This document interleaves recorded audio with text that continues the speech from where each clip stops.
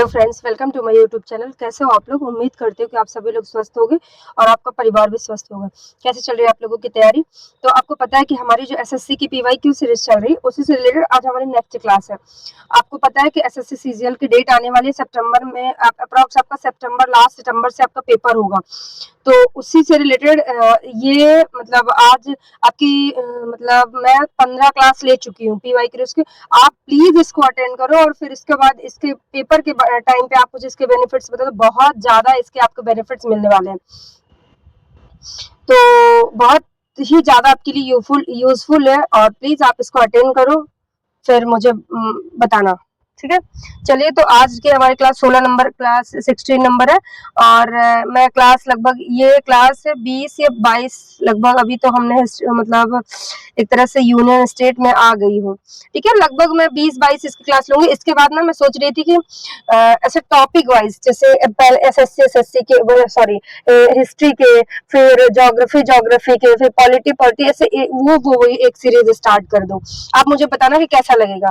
फिर इसके लिए मैं सोच रही हूँ, अगर आप लोगों का रिस्पॉन्स अच्छा रहा I will try my best. Okay, चलिए स्टार्ट करते हैं। क्वेश्चन नंबर फर्स्ट है, मध्य भारत में सनातनी आंदोलन के संबंध में निम्नलिखित कथनों पर विचार करें। ठीक है, इस आंदोलन की स्थापना घासीदास ने की थी। घासीदास कहाँ है?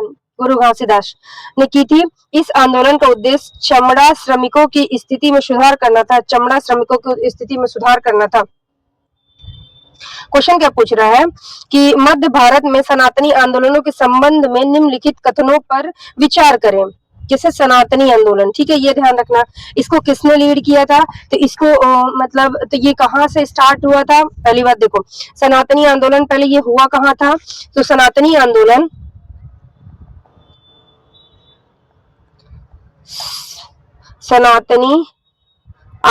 ये कहाँ हुआ था? ये हुआ था छत्तीसगढ़ में। कहाँ हुआ था? छत्तीसगढ़ में। लीड किसने किया था? लीड किया था गुरु घासीदास। आपको पता है छत्तीसगढ़ में गुरु घासीदास नेशनल पार्क है। छत्तीसगढ़ में कौन सा नेशनल पार्क है? इन्हीं के नाम पर, गुरु घासीदास नेशनल पार्क। इसी को बोलते हैं तिमोर। ये हमारे कौन से नंबर का टाइगर रिजर्व है? इसी में टाइगर रिजर्व भी है, तिमोर पिंगला टाइगर रिजर्व। कौन सा है? Tamor Pingla tiger reserve. कौन से नंबर का टाइगर रिजर्व है? ये 56वें नंबर का हमारा टाइगर रिजर्व है। ठीक है, तो इन्हीं के नाम से ये जो है ये बना हुआ है। तो इसका लीड किसने किया था? मैंने बताया छत्तीसगढ़ में स्टार्ट हुआ था और इसको लीड किसने था? गुरु घासीदास ने। किस लिए किया था? तो इनका उद्देश्य क्या था? उद्देश्य जातिवाद को रोकना। किस उद्देश्य क्या था? जातिवाद और आइडियल वर्शिप के खिलाफ। किसके खिलाफ? जातिवाद और आइडियल वर्शिप के खिलाफ।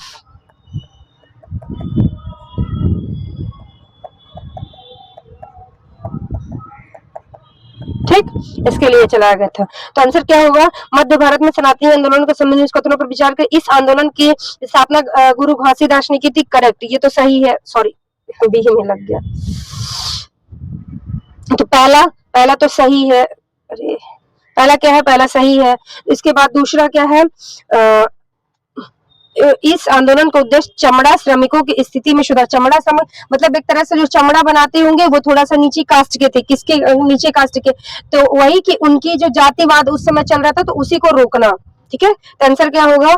बी, बोथ ए और बी। ठीक, अगला क्वेश्चन, दक्षिण भारत के उस भक्ति संत का नाम बताइए जो प्रारंभ में जैन थे और 12वीं शताब्दी में चालुक्य राजा के दरबार में मंत्री थे। कौन? उस दक्षिण भारत के संत का नाम बताइए जो प्रारंभ में क्या थे? प्रारंभ में क्या थे? जैन थे और 12वीं शताब्दी में चालुक्य राजा के दरबार में मंत्री थे। कौन थे? करकैना अमेश्वर बसवन्ना एकनाथ तरपलत। इसका आंसर क्या होगा? B number. कौन थे? बसवन्नाथ। ये कहाँ थे? कर्नाटक। ठीक, मतलब ठीक है। अगला क्वेश्चन है, धन विधेयक को राज्यसभा द्वारा कितने दिनों के भीतर लोकसभा या लोकसभा को या तो सिफारिश के साथ या बिना सिफारिश के वापस कर दिया जाना चाहिए। धन विधेयक कौन से विधेयक है? ये धन विधेयक।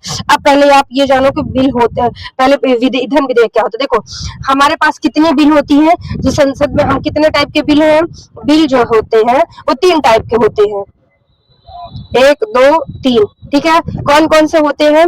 एक होता है साधारण बिल, ऑर्डिनरी बिल उसी को बोलते हैं, साधारण बिल उसी को बोलते हैं ऑर्डिनरी बिल, ठीक, ऑर्डिनरी बिल बोलते हैं। और दूसरा है मनी बिल। अरे दूसरा क्या है? Money bill. दूसरा क्या है? मनी बिल, ठीक।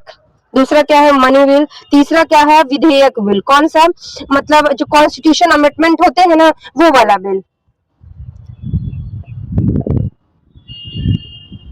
तो इसको एक तरह से क्या बोलते हैं? Constitution amendment bill.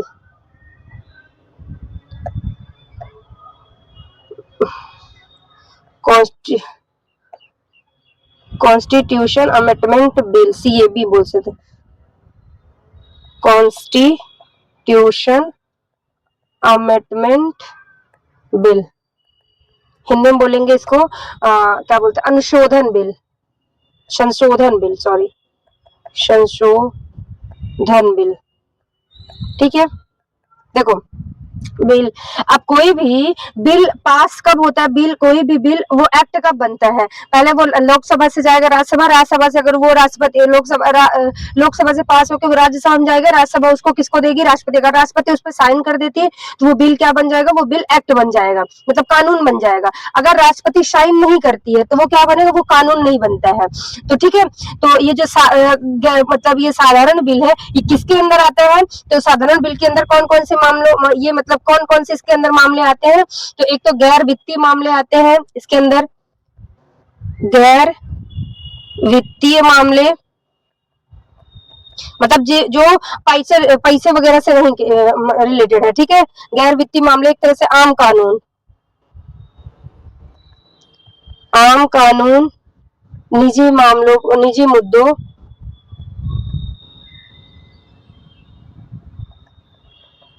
निजीगत मुद्दा,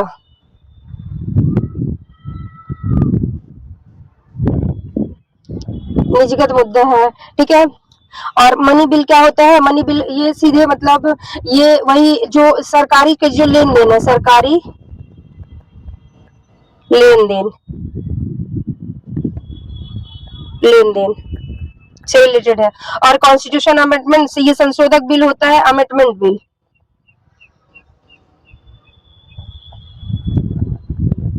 देखो अब ये होता है पहला, देखो पहला है, मैंने क्या बताया, पहला है पहले साधारण बिल। तो पहले देखो साधारण बिल क्या होता है ये जानो।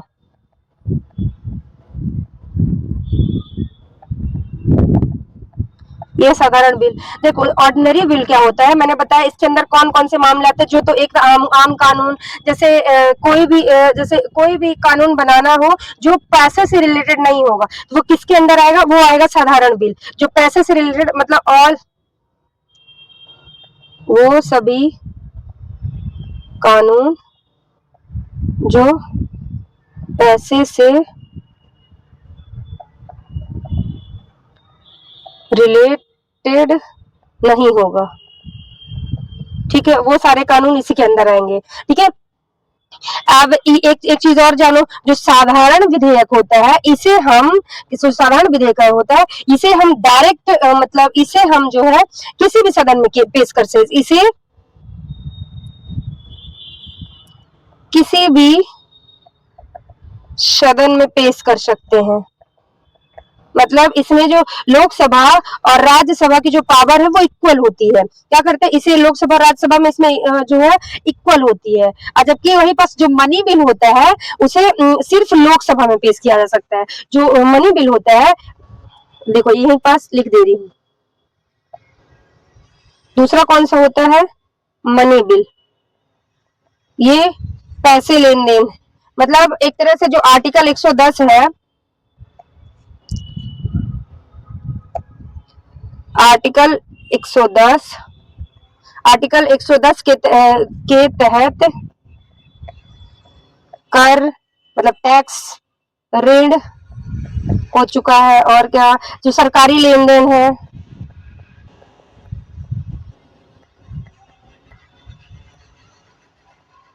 लेन देन, सरकारी लेन देन इसी के अंदर आता है।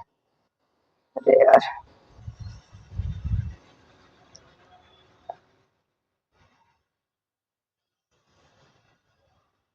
सरकारी लेन देन, अरे यार,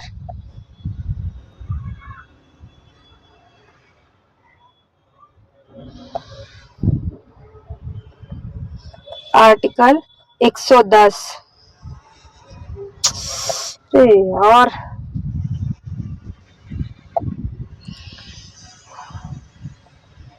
आर्टिकल 110 के तहत, ठीक, 110 के तहत क्या है, आर्टिकल 110 के तहत जो भी लेन देन सरकारी लेन देन से संबंधित है, ठीक है, से संबंधित है ये हाँ, एक चीज और, जैसे मैंने बताया साधारण विधेयक को लोकसभा में पास करो चाहे राज्यसभा में, ये दोनों में सदन में, और इसे केवल लोकसभा में पास कर सकते हैं, लोकसभा में पेश कर सकते हैं,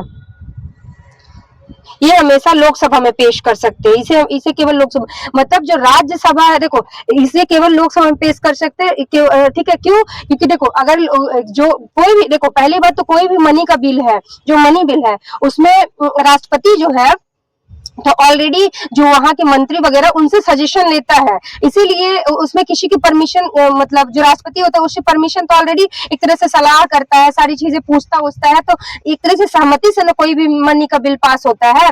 तो वही बोल रहा है कि इसे केवल किस में पास किया, इसमें केवल, अब देखो अगर इसमें कोई चीज नहीं समझ में आ रही, कोई चीज सुधार करनी है, तो जो राज्यसभा है केवल सजेशन देगा, किसको, वो भी लोकसभा को, राज्यसभा केवल सजेशन दे सकता है, किसको, लोकसभा को, ठीक, कि आप इसमें ये चीज सुधार करो।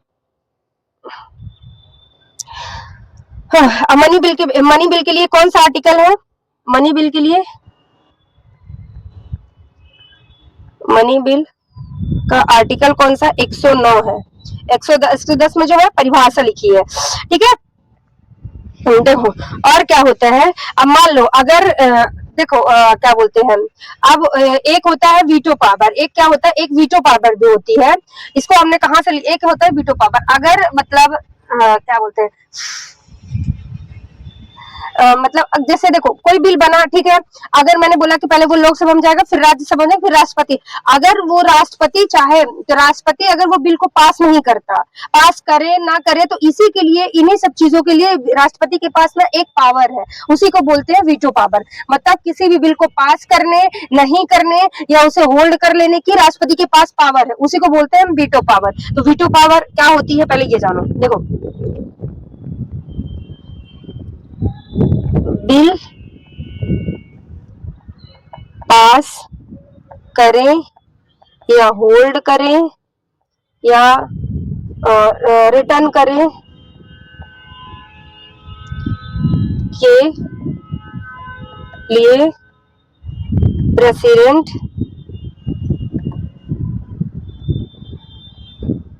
को दी गई पावर, ठीक है, उसी को बोलते हैं वीटो पावर, उसको क्या बोलते हैं, उसको बोलते हैं वीटो पावर, क्या है, वीटो पावर, ठीक है, उसी को क्या बोलते हैं, वीटो पावर, ठीक है। वही मैंने बताया, अगर ये मतलब आर्टिकल 111 में लिखा है, अगर बिल पास होगा तो वही राष्ट्रपति का साइन, ये किस में लिखा है, एक आर्टिकल 111 में, ठीक। अब अगर बिल पास होने के लिए, बिल पास के लिए आर्टिकल नंबर, आप पास ना करें तो उसके लिए नेगेटिव पॉइंट है, एक तरह से ये नेगेटिव पॉइंट है, वीटो पावर जो है नेगेटिव पॉइंट है। ये 3 टाइप का होता है, जो वीटो होता है ये 3 टाइप का होता है। कौन कौन सा होता है ये जानो। देखो, एक होता है पूर्ण वीटो,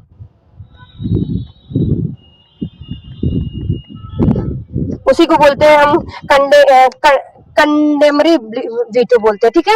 एक होता है निलंबनकारी वीटो,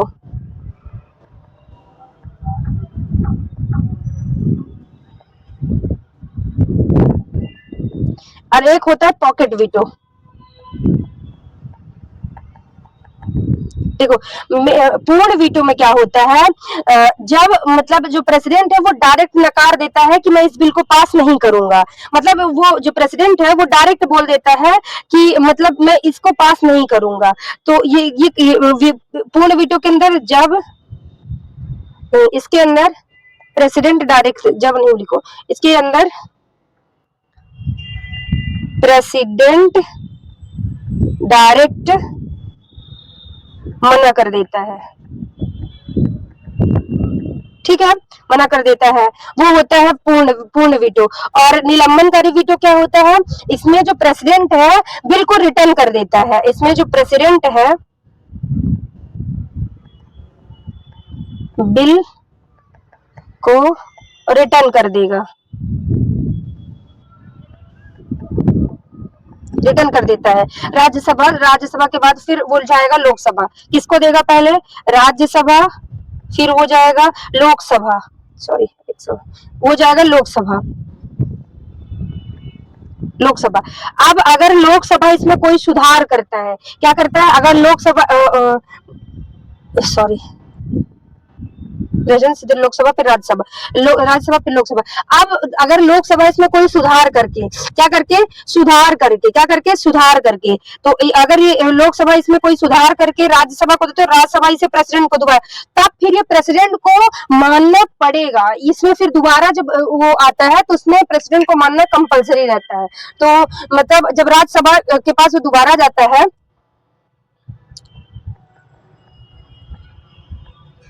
सुधार के बाद जब दोबारा बिल आता है तो मतलब प्रेसिडेंट को मानना कंपलसरी है, इसमें मैंने बताया प्रेसिडेंट को क्या करना है, मानना कंपलसरी है, ठीक। और पॉकेट वीटो में क्या होता है, इसमें ना, इसके अंदर जो क्या बोलते हैं, पॉकेट वीटो में क्या होता है, इसके अंदर नो रिस्पॉन्स, इसके अंदर क्या होता है, नो रिस्पॉन्स। अरे अभी आप मतलब इस साल का तो नहीं है, इस साल नहीं है, आई थिंक मतलब ये पिछले 2025 में याद है तो मतलब एक मतलब सुप्रीम कोर्ट ने एक वो दिया था कि जो यही प्रेसिडेंट जो पॉकेट वीटो को जो ये होल्ड कर देते हैं, तो यही था कि मतलब जैसे वहाँ अमेरिका में इसको एक टाइम दिया जाता है, टाइम मतलब मिलिट्री है, आप इतने समय के बाद इतने समय तक होल्ड रख सकते हैं, उसके बाद आपको रिस्पॉन्स देना पड़ेगा, ठीक है, क्यों होल्ड किया है, क्यों किया है, तो ये इसके लिए आपको जवाब देना पड़ेगा। और अपने इंडिया में है तो ये जवाबदेही नहीं है, तो इसी के लिए सुप्रीम कोर्ट ने कुछ दिन पहले एक बिल पास किया था कि मतलब टाइम लिमिटेशन 3 मंथ्स का दिया था कि जो पॉकेट वीटो है उसको कितने महीने तक आप होल्ड कर सकते हो, सिर्फ 3 महीने तक, उसके बाद आपको मतलब क्या बोलते हैं, आपको जवाब देना पड़ेगा। फिर जो राष्ट्रपति जी है ना, इसके अगेंस्ट फिर उन्होंने मतलब दूसरा कोई मतलब जो हुई थी, आपने वो पढ़ा होगा, तो इसी पावर को बोला जाता है, ठीक है। तो देखो, बिल पास कर दे, बिल में अगर साइन कर दे, पास करने के लिए क्या करना पड़ता है, प्रेसिडेंट की साइन, प्रेसिडेंट सिग्नेचर, ठीक है, प्रेसिडेंट की सिग्नेचर, बिल पास नहीं करना है तो प्रेसिडेंट सिग्नेचर नहीं करेगा, ठीक। और मैंने क्या बताया था, सारी चीजें बता दी, एक से ये हो गया। और अब एक चीज और जान लो, अब जैसे एक होता है मनी बिल, मनी बिल के बारे में थोड़ी सी जान लो। जो मनी बिल होता है,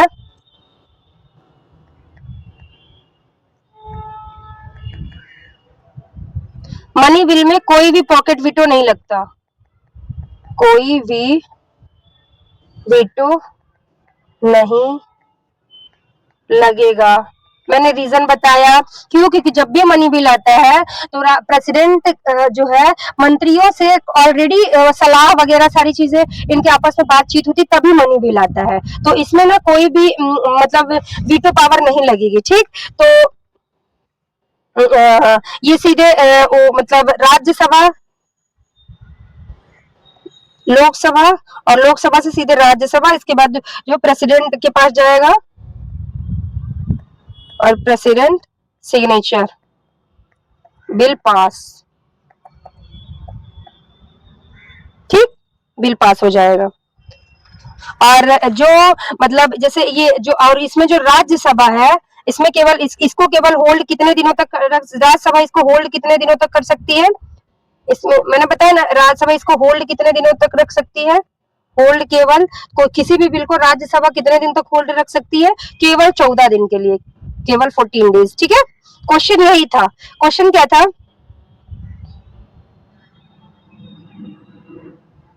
कॉन्स्टिट्यूशन अमेंडमेंट बिल हमने कहां से लिया है, साउथ अफ्रीका से, भाग बेस में, ठीक है। क्वेश्चन क्या था कि धन विधेयक को राज्यसभा द्वारा कितने दिनों के भीतर लोकसभा को या उसके सिफारिशों के साथ बिना सिफारिश के वापस दिया जाना चाहिए, केवल 14 दिन के लिए टाइम है, ठीक है। ठीक, मैंने बिल के बारे में सारा बता दिया, ठीक। अगला क्वेश्चन है, निम्नलिखित में से किस आयोग ने सिफारिश की थी कि राज्यपाल की नियुक्ति गैर पक्षपात पूर्ण होना चाहिए, फजल अली आयोग, राजमन्नार आयोग, सरकारी आयोग, मंडल आयोग। देखो फजल अली आयोग क्या होता है पहले तो आप ये जानो, कि राजमन्नार आयोग क्या होता है ये जानो।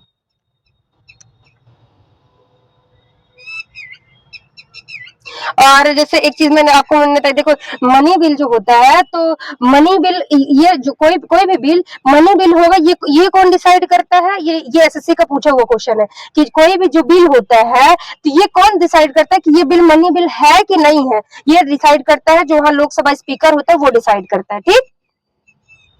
देखो तो क्वेश्चन, निम्नलिखित किस आयोग ने सिफारिश की थी राज्यपाल की नियुक्ति जो है गैर पक्षपात पूर्ण होनी चाहिए, तो ये की थी सरकारी आयोग ने, किसने, सरकारी आयोग ने, सरकारी कमीशन है, ठीक। अभी एक होता है ये फजल अली आयोग, आप जानो कि पहले क्या है।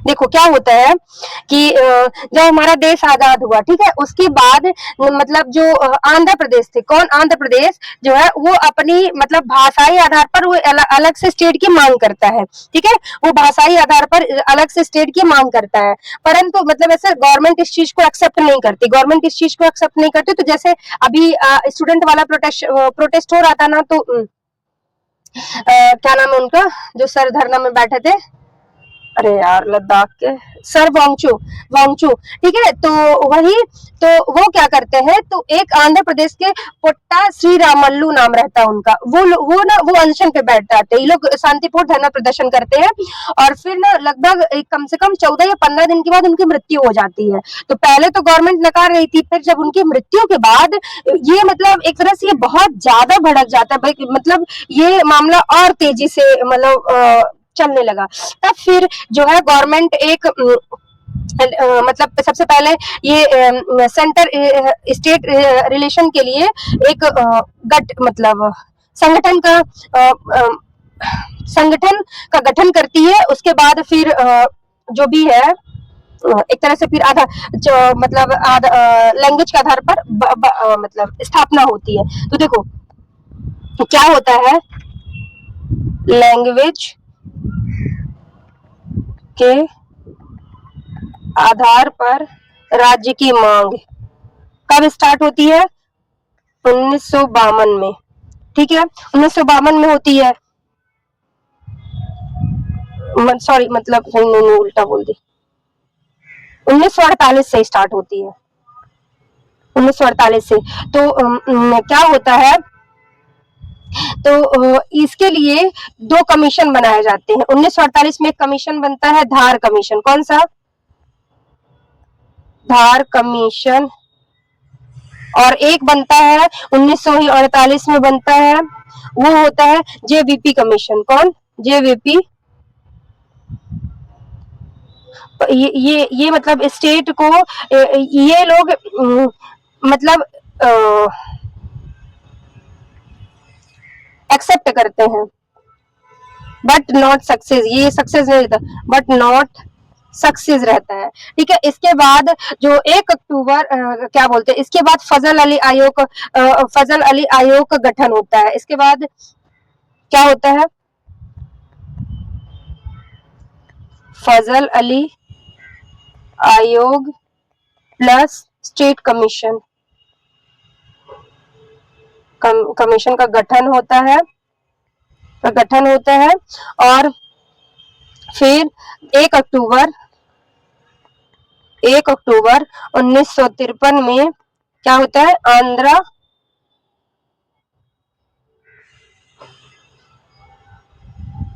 आंध्र को एक्सेप्ट किया जाता है। परंतु इसमें क्या होता है कि इसमें हैदराबाद, तेलंगाना, ये वाला एरिया के लिए भी कुछ दिन संघर्ष होता है, तो फिर इसको भी इसी उसमें में ऐड किया जाता है, हैदराबाद, तेलंगाना। इसके बाद फाइनली फजल अली आयोग कब होता है, 1956 में। कब गठन होता है, 1956 में। और फिर 1 नवंबर 1956 में आंध्र प्रदेश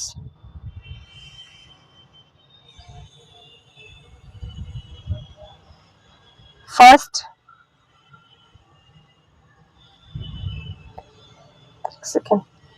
लैंग्वेज के आधार पर, बेस पर फर्स्ट स्टेट। और फिर फजल अली आयोग के आधार पर कितने तो क्वेश्चन पूछते हैं कितने, फिर फाइनली कितने, इसमें कितने बनते हैं, 14 स्टेट।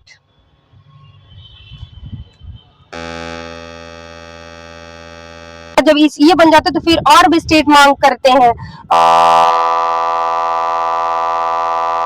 अब एक क्वेश्चन ये पूछता है कि इसने किसको एक्सेप्ट नहीं किया था। इसने एक मतलब ऐसा कि एक लैंग्वेज, जैसे एक कोई लैंग्वेज हो तो छोटी छोटी जात है, जैसे मैं बघेली, जैसे आपको पता है मध्य प्रदेश में बघेलखंड है, बुंदेलखंड है, मालवा है, तो अब अलग अलग क्षेत्र आप बोल दे कि भाई बघेलखंड जहाँ है, बघेली जहाँ बोली जाती है, आप बोल दो कि ये बघेली वाले जो बोलते हैं उसके अलग स्टेट की मांग करो, तो ऐसा तो फिर बहुत सारे स्टेट बन जाते हैं, तो इस मांग को एक्सेप्ट नहीं किया जाता है। ठीक है, तो अगला क्वेश्चन है, राज्य की विधानसभा के समक्ष प्रति वर्ष वार्षिक वित्तीय विवरण कौन सा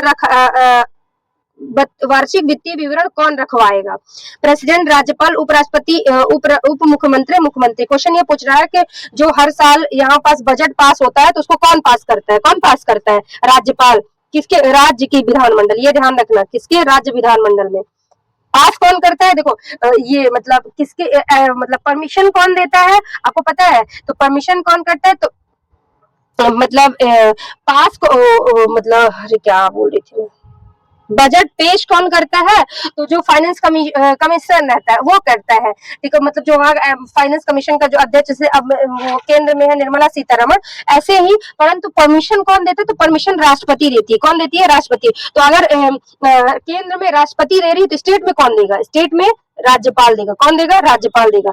आर्टिकल नंबर, अब केंद्र में कौन है, केंद्र में बजट किसमें है, आर्टिकल 112। मैंने क्या बताया, 112 में क्या जोड़ना है, 90 जोड़ना है, 90 जोड़ोगे तो क्या आ जाएगा, 202, आर्टिकल नंबर 202 के तहत। ठीक,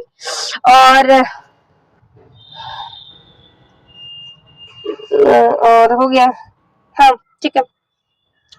देखो बजट शब्द का उसमें, बजट शब्द कोई उसमें नहीं लिखा है, मतलब आर्टिकल में नहीं, संविधान में नहीं लिखा है, इसमें सिर्फ एक फाइनेंशियल कमीशन लिखा है, उसी के तहत हम बजट शब्द को, कोई पर बजट क्वेश्चन पूछे अगर बजट लिखा है, बजट नहीं लिखा है। ठीक है, और मैंने बताया इसे इसको प्रिपेयर, बजट को प्रिपेयर कौन करता है, प्रिपेयर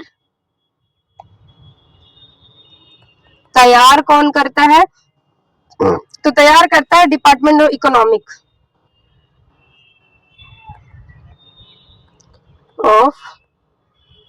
इकोनॉमिक, इसको रेडी करता है। ठीक है, अगला क्वेश्चन है, पहाड़ों के संबंध में निम्नलिखित में से कौन सा कथन सही है? पहाड़ों में को एक पंक्ति में व्यवस्थित किया जा सकता है, उसे पर्वतमाला के रूप में जाना जाता है। भारत में अरावली पर्वत दुनिया की सबसे पुरानी यह पर्वत प्रणाली में से एक है।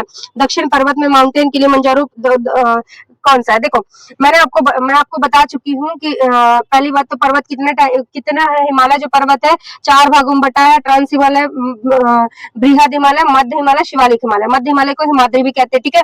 उसके बाद पर्वत कितने टाइप से, एक होते हैं वलित पर्वत, एक होता है ब्लॉक माउंटेन, एक होते हैं ज्वालामुखी। वलित पर्वत मतलब वलित पर्वत की बहुत पहले मतलब वलित पर्वत ऐसा कि 2 प्लेटों से निर्माण हुआ है और आज के डेट पर वो निर्माण हो चुका है। एक तरह से अब उसके नीचे जो प्लेटें, मैंने बताया था कि ये पहाड़ों का निर्माण कैसे हुआ, जो 3 प्रकार की प्लेटें होती है। एक अभिसारी, अपसारी, मतलब एक प्लेटें, एक तो जिसमें पास आती है और एक प्लेटें जो दूर जाती है, और एक प्लेटें जिसमें भारी प्लेट नीचे चली जाती है और ऊपर, और एक प्लेट ऊपर चली जाती है, ठीक।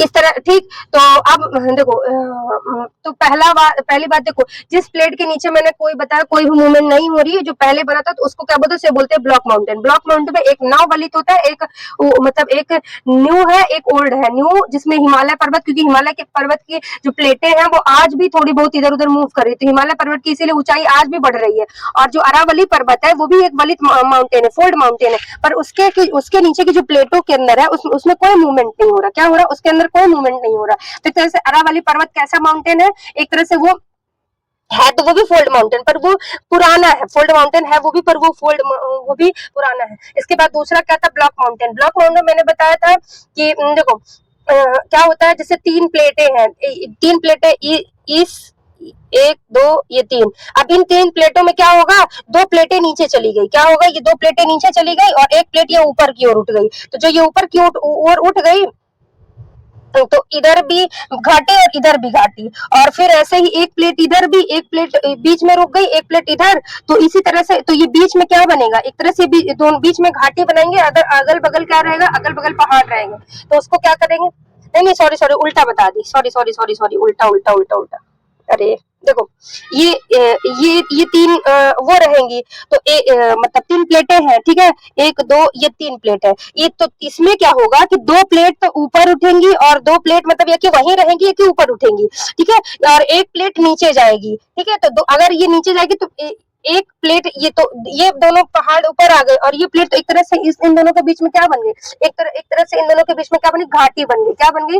घाटी। तो वही पूछता है कि जो एग्जाम्पल के लिए नर्मदा कहाँ बह रही? घाटियों में बह रही। क्यों? एक साइड विंध्याचल और एक साइड सतपुड़ा पर्वत है, ठीक है।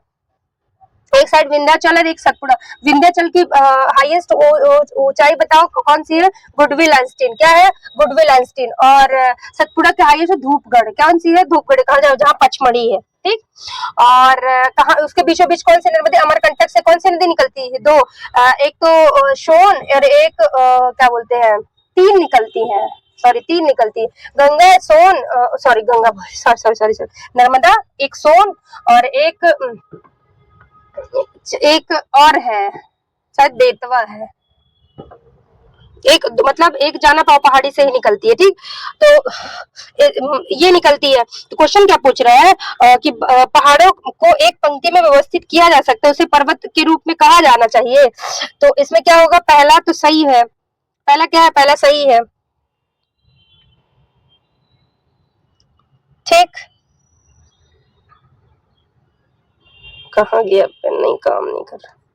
हाँ, इसके बाद भारत में अरावली पर्वत दुनिया की सबसे पुरानी और पर्वत श्रेणी। करेक्ट, क्योंकि आपको पता है अगर अरावली पर्वत अब ऊपर से धीरे धीरे प्लेटू के मतलब ऐसा वो धीरे धीरे कटती जा रही है, छटपट के एक तरह से बहुत कम उसकी ऊंचाई बनी है, ठीक है। और अरावली पर्वत की हाईएस्ट पीक क्या है?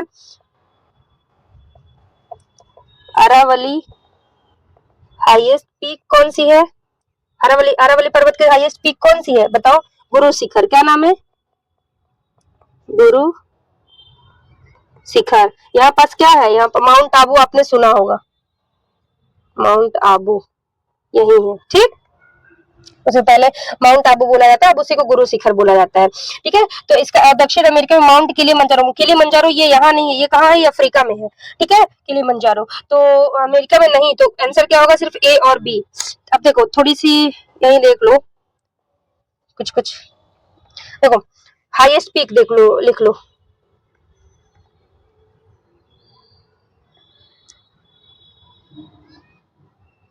हाईएस्ट पीक, ठीक है, कहाँ कहाँ की है?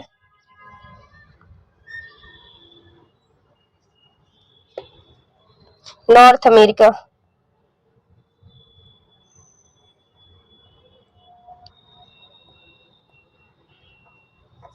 North America, south America, Europe,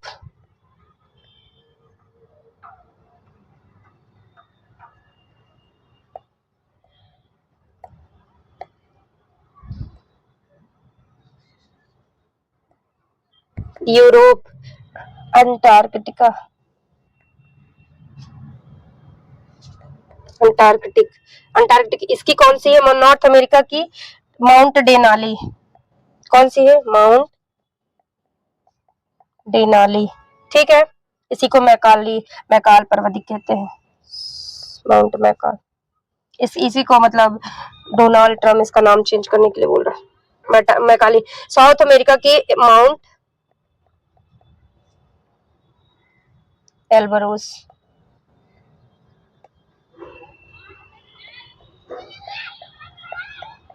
mount Elbrus. Europe Aconcagua, Aconcagua, और इसकी यूनसन, ठीक, चले। और हिमालय का एशिया की हिमालय मतलब हिमालय माउंट एवरेस्ट। 7वां है, प्रायद्वीपीय नदियों के बारे में सही कथन चुनिए। नर्मदा मालवा पठार से निकलती है? नहीं, कहाँ से? नर्मदा मालवा पठार से थोड़ी निकल रही है, अमरकंटक पठार से निकलती है। गोदावरी नासिक के पास पश्चिमी घाट के ढलानों से निकलती है। महानदी छत्तीसगढ़ के ऊंचे इलाकों से निकलती है। कृष्णा महाबलेश्वर के पास के झरने से निकलती है। क्वेश्चन क्या पूछ रहा है? निम्नलिखित सही कथनों को चुनिए। किसको पूछना है? सही। देखो, ये है हमारा साउथ का मैप। ये क्या है?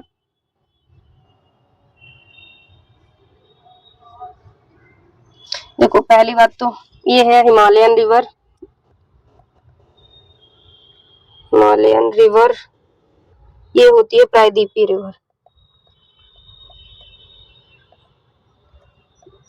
तो टाइप का देखो, जो हिमालयन रिवर है ये पूरे साल बहती है, पूरे साल फ्लो, ठीक है। ये सीजनल होती है।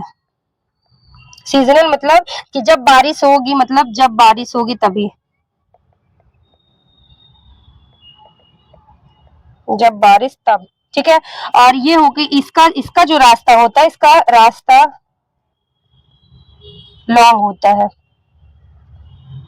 इसका शॉर्ट,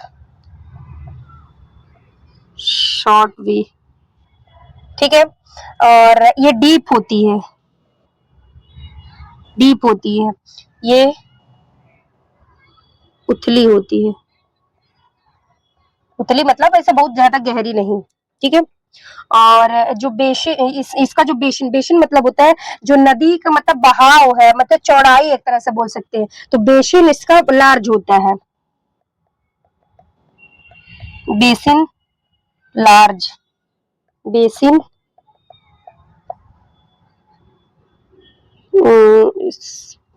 कम।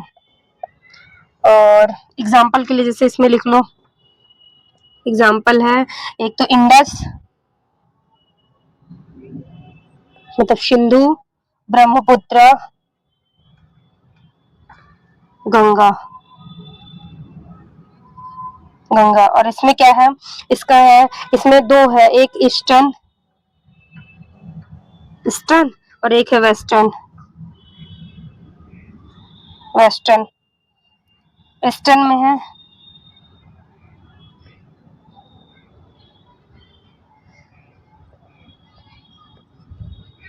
ईस्टर्न में है, वेस्टर्न में ईस्टर्न फ्लो। और ये है एग्जाम्पल के लिए नर्मदा, सॉरी मतलब ईस्टर्न मतलब इधर गोदावरी, गोदावरी, कृष्णा, कावेरी, ठीक है। और वेस्टर्न में है नर्मदा, ताप्ती, नर्मदा, ताप्ती। ठीक, ये वेस्टर्न में है। अब देखो ये है हमारा क्या बोलते हैं, ये है हमारा साउथ का मैप इतना। ठीक, तो जो बहती है देखो यहाँ पास क्या है, यहाँ पास है महाराष्ट्र। तो यहाँ महाराष्ट्र के यहाँ से कौन से क्या है यहाँ पास, त्र्यंबकेश्वर। त्र्यंबकेश्वर त्र्यंबकेश्वर से कौन सी निकलती है, कृष्णा, गोदावरी, सॉरी कौन सी नदी निकल रही है, गोदावरी, इधर जा रही है। इसके बाद यहाँ पास आती है एक नदी है, एक नदी है महाबलेश्वर। महाबलेश्वर, महाबलेश्वर से कौन सी निकलती है, निकलती कृष्णा, कृष्णा। और यहाँ पर ब्रह्मगिरी से कौन सी निकलती, ब्रह्मगिरी कहाँ, कर्नाटक में।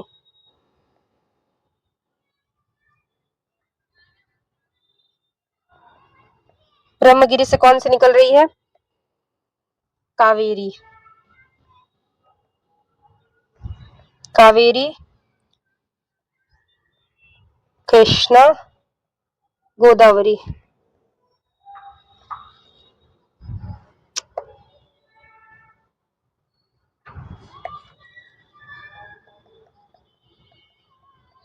गोदावरी, ठीक। और इधर ये कहाँ बहती है, हमेशा साउथ में बहती है, ठीक है। और इधर सुंदरबन डेल्टा के ये सब मिलकर निर्माण करती है, ठीक। ये कहाँ है, कर्नाटक में, ठीक। चले, क्वेश्चन क्या था, तो प्रायद्वीपीय नदियों के बारे में सही कथन को चुनिए। नर्मदा, मालवा और मालवा पठार से निकलती है, नहीं भाई ये नर्मदा से निकल, अमरकंटक, अमरकंटक पहाड़ी से निकलती है। तो गोदावरी नासिक के पास पश्चिम में, करेक्ट। महानदी छत्तीसगढ़ के ऊंचे इलाकों से निकलती है, करेक्ट। कृष्णा महाबलेश्वर के पास के झरने से निकलती, करेक्ट। तो आंसर क्या होगा इसका, ए नहीं, बी, बी सी डी, क्या होगा, बी सी डी, ठीक। अगला क्वेश्चन है, सॉरी, अंडमान और एवं निकोबार द्वीप समूह में स्थानांतरित खेती मतलब होती है एक बार यहाँ पास, एक स्थानांतरित खेती मतलब होता एक बार कुछ और बोए, फिर उसके बाद कुछ और बोए, फिर उसके बाद कुछ और बोले, उसको क्या बोला जाता है, उसे पोंडू बोला जाता है। क्या बोला जाता है, उसे पोंडू बोला जाता है, ठीक। तो क्या बोला जाता है, मैंने क्या पूछा, अरे हाँ, अंडमान निकोबार क्या बोला जाता है, पोंडू बोला जाता है। और ब्रिंगा कहाँ बोला जाता है, ब्रिंगा बोला जाता है ओडिशा में, कहाँ बोला जाता है, ब्रिंगा ओडिशा में। और कुमारी कहाँ बोला जाता है, वेस्ट बंगाल में, ठीक है। दीपा छत्तीसगढ़ में, दीपा कहाँ बोला जाता है, छत्तीसगढ़ में, ठीक। अगला क्वेश्चन है, नेपच्यून ग्रह की कक्षा से परे सूर्य के चारों ओर घूमने वाले छोटे बर्फीले पिंडों की एक सपाट अंगूठी को क्या कहा जाता है। नेपच्यून ग्रह की कक्षा से परे सूर्य के चारों ओर घूमने वाले छोटे बर्फीले पिंडों की एक सपाट अंगूठी को ऊंट, क्लाउड, बो शॉक, क्षुद्र बेल्ट, कूपर बेल्ट क्या बोला जाता है, उसको उसे बोला जाता है कूपर बेल्ट। उसे क्या बोला जाता है, उसे बोलते हैं कूपर बेल्ट। देखो ये हमारा सौर मंडल, एक दो तीन चार, इसको क्या बोला जाता है, इसको बोला जाता है आंतरिक ग्रह, आंतरिक ग्रह। इसी को बोलते हैं, उसी को बोलते हैं पार्थिव ग्रह,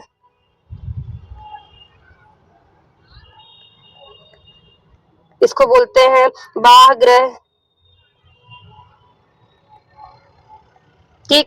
मार्स के नीचे ये जुपिटर, ये जो है ये क्या है, ये पूरा एक छल्ला है, ठीक है। यहाँ पास क्या पाया जाता है, यहाँ पास क्या पाया जाता है, यहाँ पास जो है एस्टेरॉइड बेल्ट पाया जाता है, एस्टेरॉइड बेल्ट। सबसे जल्दी सूर्य का चक्कर कौन लगा लेता है, तो ये बुध लगा लेता है। सबसे लेट कौन लगाता है, नेपच्यून लगाता है, ठीक है। फोबोस और डिबोस किसके उपग्रह है, फोबोस डिबोस, तो ये मंगल ग्रह के ऊपर के बृहस्पति, मंगल के कौन कौन से, फोबोस और डिबोस, फोबोस डिबोस, ठीक है। और ये इसको लेटा हुआ ग्रह भी कहते हैं। ठीक है, तो क्वेश्चन क्या पूछा था कि ये वाला जो बर्फीला एरिया होता है इसे क्या बोला जाता है? नेपच्यून के बाहर ये जो बाहर ये सारी चीजें घूम रही, इसे क्या बोला जाता है? इसे बोला जाता है कूपर बेल्ट। अब देखो उस इसके बाहर वाले एरिया को क्या बोला जाएगा? उसको बोला जाएगा कूपर बेल्ट। ठीक है, और क्या बता सकती हूँ, और मैंने बता दिया छल्ले के समान शनि का ये से लेटा हुआ ग्रह भी कहते हैं, सबसे देर में ये चक्कर लगाता है। और मार्स को लाल ग्रह क्यों कहते हैं? क्योंकि यहाँ लौह अयस्क का पाया गया है। यहाँ फास्फोरस की सबसे ज्यादा मात्रा पाई जाती है। पृथ्वी अर्थ एकमात्र ऐसा ग्रह जिसमें पानी मतलब सारी चीजें हैं और जीवन संभव, वो है अर्थ। सूर्य को भोर का तारा भी कहते हैं। सूर्य को क्या कहते हैं? भोर का तारा भी कहते हैं। ठीक है, अगला क्वेश्चन है 1920 में किस संगठन ने स्वयं सहायता समूह बैंक लिंकेज कार्यक्रम शुरू किया था? स्वयं सहायता मतलब खुद की सहायता के समूह के लिए लिंकेज बैंक खोलती थी, किसने किया था? नाबार्ड ने। किसने स्टार्ट किया था? नाबार्ड ने। नाबार्ड को क्या बोला जाता है? National bank. नाबार्ड का full form national bank award regulator. देखो नाबार्ड क्या है? नाबार्ड जो मतलब आरबीआई क्या है? बैंकों का बैंक उसे बोला जाता है। ठीक है, और जो नाबार्ड होता है इसकी स्थापना कब होती है? पहली बात तो ये जानो, 12 जुलाई को। किससे लिख रही? 12 जुलाई 1982 में। ठीक है, कौन सी कमेटी थी? B Sivaraman committee. B Shiv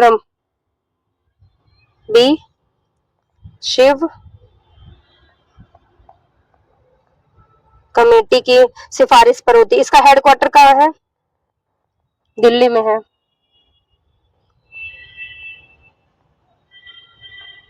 ठीक है, और ये किसको, ये जो लोकल बैंक होते हैं उसको रेगुलेट करती है। छोटे छोटे बैंक होती है जैसे, तो इन सबको कौन रेगुलेट करता है?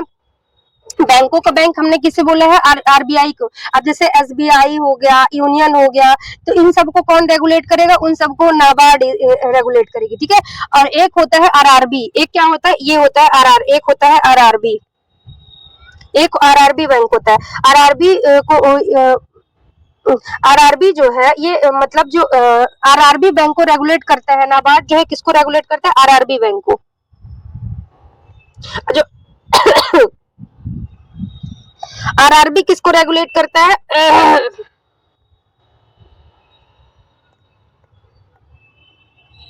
आरआरबी किसको रेगुलेट करता है? जो रीजनल रूरल बैंक, इसकी स्थापना कब होती है? इसकी स्थापना होती है 1975 में।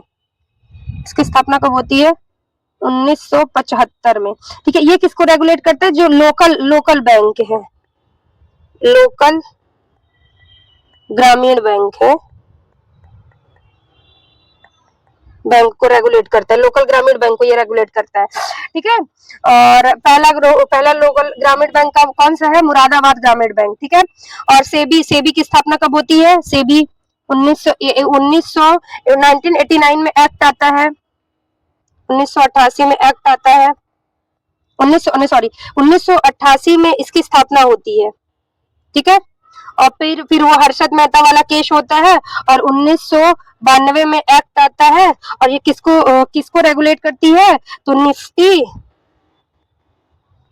शेयर मार्केट को। शेयर मार्केट को ये रेगुलेट करती है। ठीक है, इसका वो हेडक्वार्टर कहाँ है? तो मुंबई में है। ठीक, चले आगे, अगला क्वेश्चन है, तो इसका आंसर क्या होगा? B number.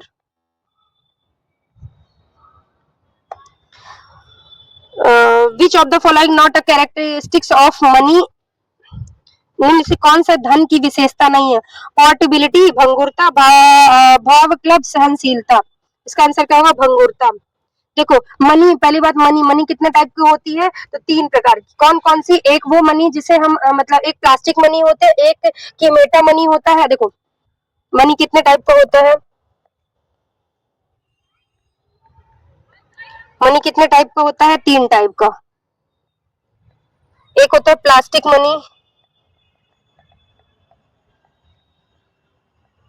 Plastic money example के लिए क्रेडिट कार्ड,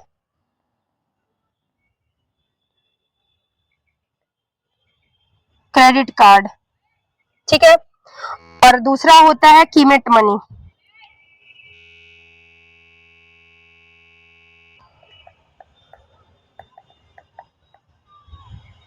जो मतलब जो करेंसी के रूप में चल रहा है, जो करेंसी अभी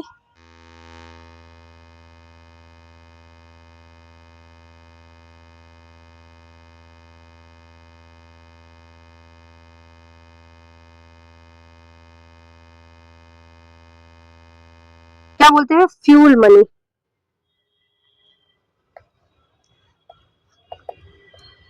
मनी मतलब एक तरह से जो जिसके अंदर चेक आता है, चेक, ठीक है। देखो अगर कोई आप चाहे तो आपका चेक कोई लेने से मना कर सकता है, परंतु अगर आपसे जो आपके देश में कोई करेंसी चल रही है उस करेंसी को कोई लेने से मना करता है तो आप उसके खिलाफ केस कर सकते हो। बाकी कोई भी हो आपके क्रेडिट कार्ड को मना कर सकता है और चेक को मना कर सकते हैं, ये उसके पास अधिकार होता है, ठीक।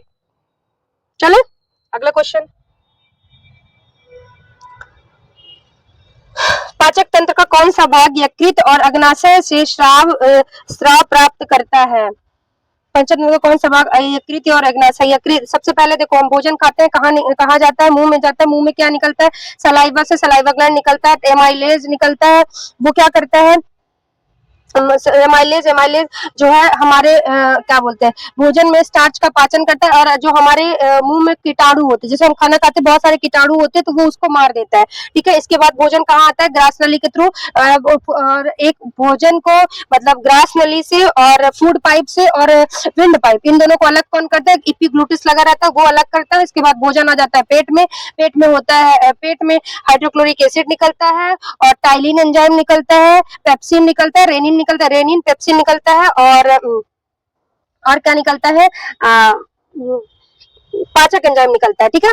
देखो तो HCl क्या करता है, भोजन को अम्लीय कर देता है और छोटे छोटे टुकड़ों में तोड़ेगा, रेनिन क्या करेगा, दूध का पाचन करेगा और पेप्सिन क्या करेगा, वो प्रोटीन को पेप्टाइड में बदल देगा। इसके बाद जो क्या बोलते हैं पाचक रस होते हैं, ठीक है, वो क्या करेंगे, गैस्ट्रिक जूस, जैसे बाइल जूस बोला जाता है, गैस्ट्रिक जूस बोला जाता है, वो क्या करेंगे भोजन को और महीन छोटे छोटे जो जैसे एक तरह से काइम बना देते हैं। जब भोजन बहुत छोटे छोटे टुकड़ों में टूट जाता है उसको क्या बोलते हैं, काइम बोलता है। इसके बाद वो कहाँ जाएगा, वो आगे जाएगा, आगे कहाँ, छोटी आंत में, छोटी आंत से पहले जब हो जाता है तो लीवर से वही पास उससे कौन मिलेगा, बाइल जूस निकलेगा, भोजन को क्या करेगा, क्षारीय कर देगा, ठीक। अब भोजन अम्लीय हुआ था, आमाशय से आते हुए अम्लीय हुआ, अब जैसे अम्लीय है तो बाइल जूस निकला, बाइल जूस किस तरह का होता है, क्षारीय होता है, और फिर इधर से लेफ्ट साइड से कौन, अग्नाशय से कौन, अग्नाशयी रस निकलेगा, ठीक है। और फिर वो क्या बोलते हैं छोटी आंत में निकलेगा, छोटी आंत तीन प्रकार, डुडेनियम, ट्रिटियम, और ये मतलब छोटी आंत को तीन भागों में बांटा गया है। तो अग्नाशय को हम मिक्स ग्लैंड भी कहते हैं, रीजन क्योंकि मिक्स अग्नाशय जो है एंजाइम को भी निकालता है और क्या बोलते हैं हार्मोन्स को निकालता है, ठीक है, ठीक। और छोटी आंत में फिर अग्नाशय से टाइलिन एंजाइम निकलेगा, वो प्रोटीन को पेप्टाइड में बदलेगा और फैट को फैटी एसिड में ये क्या बोलते हैं छोटी आंत तोड़ेगा, यानी ग्लूकोज को मतलब कार्बोहाइड्रेट का तो आमाशय में भी पाचन हुआ, और सॉरी आमाशय में कहते हैं मुंह में पाचन हुआ, अब यहाँ पास ग्लूकोज में टूट जाएगा, ग्लूकोज फिर अमीनो एसिड में, ठीक। तो क्वेश्चन क्या पूछ रहा है, पाचक एंजाइम को कौन सा भाग यकृत यानी लीवर और अग्नाशय से स्राव प्राप्त करता है, बड़ी आंत, पेट, पित्ताशय की थैली, छोटी आंत, तो कौन करता है, छोटी आंत, करेक्ट, ये होता है छोटी आंत, ये जो यहाँ भीगा हुआ ऐसे मुड़ा मुड़ा भाग है, छोटी सा, इसको हम लोग मिक्स ग्लैंड करते हैं। इसके आगे वाले भाग से इंसुलिन निकलता है, इंसुलिन कहाँ से निकलता है, इंसुलिन जो है अग्नाशय की बीटा कोशिका, ये पूछा हुआ अग्नाशय की बीटा कोशिका से निकलता है। ये इंसुलिन का काम क्या होता है, जो हमारे ब्लड में ग्लूकोज को मेंटेन, ग्लूकोज मतलब एक तरह से ब्लड में शर्करा मतलब वही मतलब ग्लूकोज यानी मीठा मतलब शर्करा, समझ गए, ग्लूकोज को ब्लड में शर्करा को मेंटेन करके रखता है, ठीक है, ग्लूकोज को ब्लड में शर्करा को मेंटेन करके कौन रखता है, ये क्या बोलते हैं, क्या मतलब बताइए, इंसुलिन, ठीक। और पित्ताशय से मैंने बताया पित्त रस निकलता है, कैसे प्रकृति का, तो ये क्षारीय प्रकृति का होता है, ठीक। तो छोटी आंत, अगला क्वेश्चन है, ये देखो, ये भोजन को तोड़कर सरल पदार्थों में बदलने को, पोषक तत्व को अवशोषित करने। क्वेश्चन ये भी पूछता है कि सबसे अंतिम में अवशोषण कौन करता है, तो छोटी आंत। और उससे भी बचे हुए एंजाइम को, पानी को, इन सबको अवशोषित कौन करता है, तो वो करता है किडनी। ठीक, ये देखो लार है, लार में भोजन को नरम करती है और पाचन की शुरुआत करती है। भोजन का ग्रहण इंजेक्शन कहलाता है, पाचन डाइजेशन कहलाता है, अवशोषण एब्जॉर्बेशन कहलाता है। इसके बाद वाटर एब्जॉर्बेशन होता है, एक होता है फिर एक्जेशन, मतलब अपशिष्ट पदार्थ निकलना, जो भी आप सुबह लोटा लेके जाते हो, बैठते हो, वही। ठीक है, माउथ में भोजन को चबाया जाता है और लार के साथ मिलाया जाता है। ग्रसनी में भोजन पेट तक पहुंचता है। लीवर में पित्तरस बनाता है जो वसा को पचाने में हेल्प करता है। पित्ताशय बीज छोटी होती है, ये पित्ताशय में स्टोर होता है। बड़ी आंत जो भी खाना पीना का जो वेस्ट मटेरियल है, तो बड़ी आंत में स्टोर रहता है। स्टमक भोजन आमाशय के रस को मिलाया जाता है, एंजाइम बनाता है जो पाचक में हेल्प करता है। पैंक्रियाज और गुदा अपशिष्ट पदार्थ को बाहर निकाल देता है। कौन क्या निकालता है, ये चीजें मैंने आपको बता दिया। ठीक, अगला क्वेश्चन है, हंस क्रिश्चियन ओस्टर ने कब खोज की, किसी तार के विद्युत तार का प्रवाह स्थित चुंबकीय कंपास की सुई से विचलित कर सकता है। 1850 में। तो आंसर क्या होगा, बी नंबर, 1830 में। ठीक है, अगला क्वेश्चन है, मानव मस्तिष्क का कौन सा भाग सीधी रेखा में चलने के लिए जिम्मेदार होता है। मानव को जो मस्तिष्क होता है वो 3 भागों में बटा होता है। देखो, अग्र मस्तिष्क, मध्य मस्तिष्क, पश्चिम मस्तिष्क। अग्र मस्तिष्क में कौन कौन होता है, एक होता है स्पाइनल कॉर्ड, कौन होता है, सेरिब्रम, कौन होता है, सेरिब्रम, और होता है थैलेमस, और एक होता है हाइपोथैलेमस। ये काम क्या करता है, जो आप सोचने, समझने, पढ़ने, लिखने, मतलब एक तरह से जो भी आपके अंदर थिंकिंग पावर आती है, कौन सी, थिंकिंग पावर, तो इन सबको कौन कंट्रोल करता है, इन सबको कंट्रोल करके कौन रखता है, तो वो होता है आपका अग्र मस्तिष्क। ये मिड वाला मतलब मध्य मस्तिष्क, ये आपके स्पर्श को, मतलब महसूस को, जो भी टच करता है, टच को, और तो जल रहा है, तीखा लग रहा है, इन सब तो महसूस को कौन, स्पर्श को कौन मतलब देखता है, तो वो होता है मध्य मस्तिष्क। ठीक है, देखो, स्पर्श व अनुभव, दबाव, तापमान, दर्द का अनुभव करता है। सोचना, समझना, बनाना, निर्णय लेना, भावना, गति, ये तो का नियंत्रित कौन करता है, अग्र मस्तिष्क करता है। अग्र मस्तिष्क में इसमें क्या होता है, इसमें एक सेरिब्रम होता है। अग्र मस्तिष्क में कौन होता है, सेरिब्रम होता है। ठीक है, इसके बाद ये होता है कर्ण मस्तिष्क, होता है यहाँ पास होता है हाइपोथैलेमस,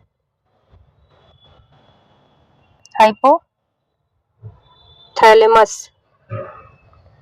ये क्या होता है, पहली बात, हाइपोथैलेमस जो पिट्यूटरी ग्लैंड में जितने भी हार्मोन्स निकलते हैं उन सबको कंट्रोल कौन करता है, करके रखता है, तो वो करता है हाइपोथैलेमस। ठीक है, जो पश्चिम मस्तिष्क है, ये पश्चिम मस्तिष्क जो पीछे का मस्तिष्क होता है, वो देखने में क्या करता है, देखने, सुनने और सारी चीजों की जानकारी लेने में। जैसे अब हम चल रहे हैं, अचानक से हमें हमारे सांप आ गए, तो हम अचानक से, भले हमारी नजर कहीं और, पर हमारी ब्रेन की नजर उधर, तुरंत हम देख के डर जाएंगे और भाग देंगे वहां से। ये सबको कौन कंट्रोल करके रखता है, वो पश्चिम मस्तिष्क। अब जो बॉडी को क्या करता है, जो बॉडी को हमारे कंट्रोल करके रखता है, जो बॉडी की आंतरिक क्रियाओं को कंट्रोल करता है, वो कौन होता है, वो होता है सेरिब्रम। ये कौन होता है, ये क्या करता है, मतलब सेरिबेलम क्या करता है, जो हमारी बॉडी को, बॉडी के बैलेंस को कंट्रोल करके, एक तरह से बैलेंस को कंट्रोल करता है, तो वो कौन करता है, वो करता है सेरिबेलम। और ये होता है एक मस्तिष्क तंत्रिका भाग, मतलब ये जो तंत्रिका भाग होता है, ब्रेन स्टेम, इसे क्या बोलते हैं, स्पाइनल कॉर्ड। स्पाइनल कॉर्ड का काम क्या होता है, जो हमारी बॉडी के अंदर क्रियाएं हो रही, कौन सी, जो हमारी बॉडी के अंदर क्रियाएं हो रही, मतलब जैसे सांस लेना, दिल का धड़कना, ब्लड का छानना, पित्त का बनना, इन सबको कौन कंट्रोल करके रखता है, तो इन सबको कंट्रोल करता है ब्रेन स्टेम, उसे बोला जाता है, मतलब एक तरह से सेरिब्रम कंट्रोल करके रखता है। ठीक, सोचने समझने की क्षमता आगे, और महसूस करने की क्षमता बीच, और पीछे वाला दृष्टि, देखने, सुनने, इन सब चीजों को पीछे वाला में से, और स्मृति, भाषा को समझना, सुनना, सीखना, ये सब मतलब हाइपोथैलेमस। और मस्तिष्क कंट्रोलिंग, मस्तिष्क तंत्रिका भाग मैंने बताया, जो ब्लड प्रेशर होता है, इन सबको कौन कंट्रोल करके रखता है, जो हमारा स्पाइनल कॉर्ड होता है। और सेरिबेलम क्या करता है, बॉडी के बैलेंस को बना के रखता है। ठीक, तो मानव मस्तिष्क कौन सा भाग सीधी रेखा में चलने के लिए जिम्मेदार है, सीधी रेखा मतलब आप सीधी रेखा में, ये कौन कर रहा है, बॉडी की तरह से बैलेंस बना के, तो कौन कर रहा है, सेरिबेलम, कौन करता है, सेरिबेलम। ठीक, चलो अगला क्वेश्चन है आज का हमारा लास्ट क्वेश्चन। ICRR गन्ना प्रजनन संस्थान कहाँ स्थित है? यहाँ स्थित है। कहाँ स्थित है? वेल्लूर, कोयम्बटूर, तिरुवची। तो आंसर क्या होगा?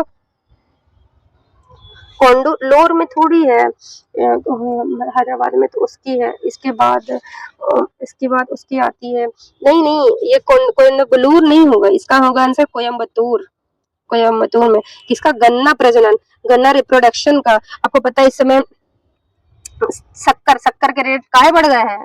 खूब बना रहे हैं मेथेनॉल एथेनॉल, चीटी उटी से बना रहे हैं। तो वही ये अब एक तरह से खाना सबको दिया जा रहा है मीठा, तो इसीलिए गन्ने का रेट बढ़ गया है।